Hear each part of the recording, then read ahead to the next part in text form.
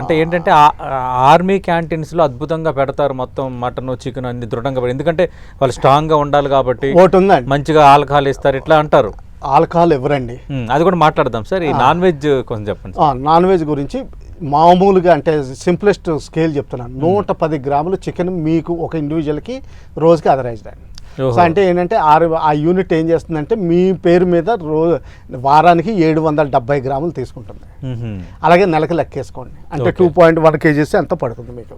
Okay, అంటే నెలకి okay, మీరు ఆర్మీలో ఉంటే నెలకి మీకు ఇచ్చేది 2.5 kgs 2 కిలోల 100 గ్రాముల చికెన్.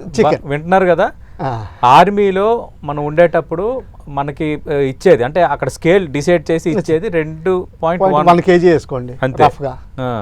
37 రోజులు 28 రోజులు అది వదిలేసి. ఓకే, ఇప్పుడు అది నేను చికెన్ తీసుకొచ్చాను, ఈ రోజు టైం లేదు. జనరల్గా ఏంటంటే ట్యూస్డే జనరల్గా చికెన్ తినే అలవాటు లేదండి. మన సౌత్ ఇండియన్ రెజిమెంట్ అయితే శనివారం తినరు. నార్త్ ఇండియన్ యూనిట్స్ అయితే జనరల్గా ట్యూస్డే తినరు. ఆ రోజు కట్ చేయరు, అసలు నాన్ వెజే వాడరు, కోడిగుడ్డు కూడా వాడరు. అలాగే 2 కోడిగుడ్లు అదరైజ్డ్ అండి జవానికి. ఓకే, డేలో ఇదంతా ఎలాగ వారంలో అడ్జస్ట్ చేసుకుంటారు అన్నది వాళ్ళదండి.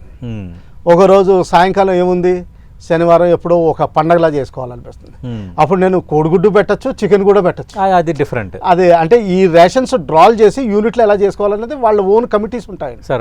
జవాన్స్ కూడా కమిటీ. నైట్ మళ్ళీ సేమ్ భోజనం టైపు.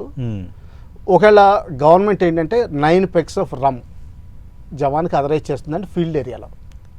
ఫీల్డ్ ఏరియాలో ఉంటే 9 పెగ్స్ ఆఫ్ రమ్ అంటే 9 into 60 ml per month 9 pegs అంతే.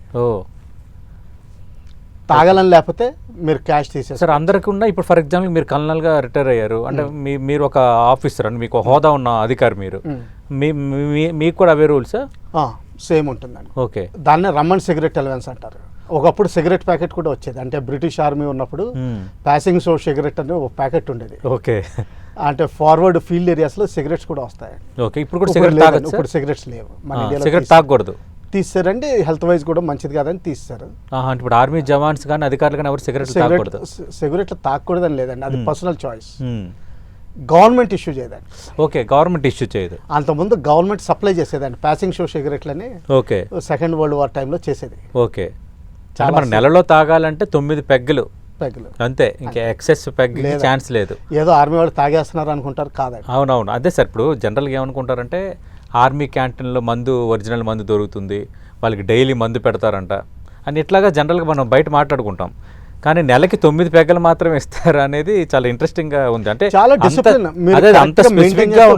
ఇప్పుడు అన్నా హజారే గారే స్టేట్మెంట్ మీరు ఎప్పుడైనా ఇంటర్వ్యూ చదవండి, ఆయన ఏమన్నాడు, నాకు ఆ 9 పెగ్స్ ఇచ్చినప్పుడు నెలలో డిస్ట్రిబ్యూట్ అయినప్పుడు నాకు చాలా సంతోషంగా ఉండేది, నేను తీసుకునేవాడిని అన్నాడు.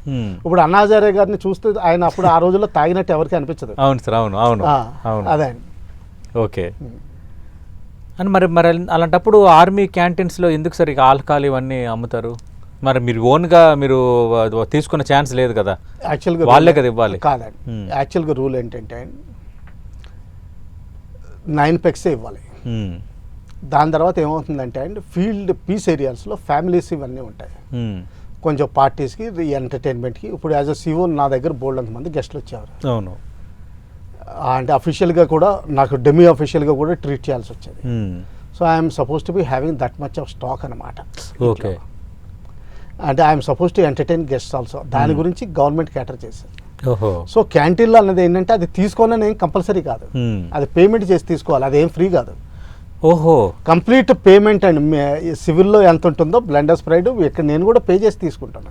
ఓకే సార్, ఇది అంటే నెలలో ఆర్మీలో మాత్రం ఫీల్డ్ ఏరియాలో, ఇక్కడ మళ్ళీ సికింద్రాబాద్లో ఉండదండి. అర్థమైంది సార్, సికింద్రాబాద్లో ఉండదు, ఫీల్డ్ ఏరియాలో ఆల్రెడీ ఫర్ ఎగ్జాంపుల్ ఎల్ఓసి వీళ్ళు ఉన్న చోట ఇస్తారు.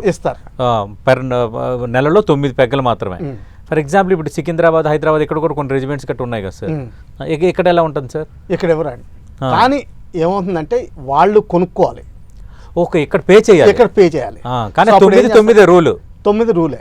కాకపోతే ఏంటంటే యూనిట్ లెవెల్లో ఏం చేస్తామంటే వారానికి 3 సార్లు ఇస్తాం, అంటే పే చేస్తున్నారు కదండి. అవును. సో అందుకని ఏంటంటే సెంట్రల్గా వాళ్ళకి ఒక జవాన్కి లంగర్లో కూర్చోబెట్టి వాళ్ళకి 60 ml మెజర్ చేసి ఒకే గుటకలో వాడు తాగాలి, మన ముందరే తాగాలి. లేకపోతే వాడు ఏంటంటే పక్కనోడికి వెళ్ళి ఇచ్చి వాడు 4 తాగేస్తాడు.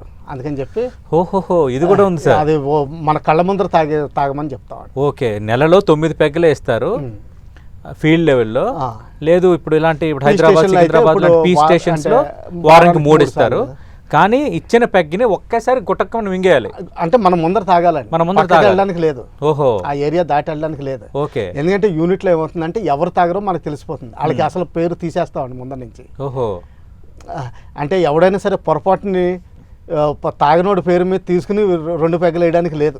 లేదు, యూనిట్లో తెలిసిపోతుంది. అదే సార్. ఇప్పుడు ఫర్ ఎగ్జాంపుల్కి అదే నువ్వు తీసుకోరా, నువ్వు తాగకపోతే నాకు ఇచ్చేయి అని అంటారు కదా, అలాంటిది జరగదు. అంతా అక్కడ కూడా పర్టికులర్గా చూస్తారు, మనకు అందరూ తెలుస్తారండి, ఎవరేంటో తెలుసు. ఓకే, వాళ్ళే కాదండి, వాళ్ళ చుట్టాలు కూడా తెలుస్తారు మనకి.